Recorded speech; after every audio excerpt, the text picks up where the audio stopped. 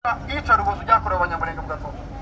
Vi nordmenn som her I dag, står I solidaritet med dere banyamulenge-folk.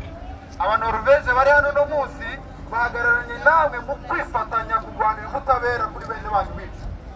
Det nå over 4 år siden vi hadde vår første markering knyttet til banyamulenge-folket. Hashize imyaka 4 dutangiye gukora kino gikorwa abanorvege kwifatanya namwe abanyamurenge kugira ngo tubafashe gushaka ubutabera her på Eidsvoll plass. Her på Eidsvoll plass. Ja, hano hantu nsanzwe tubikorera.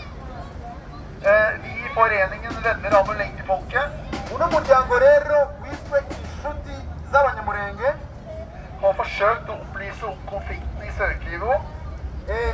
Wagerageje gushakisha amakuru no kureba icyo wakora ku ntambara ziri iwanyu muri Kivu Og forfølgelsen av Banyamulenge.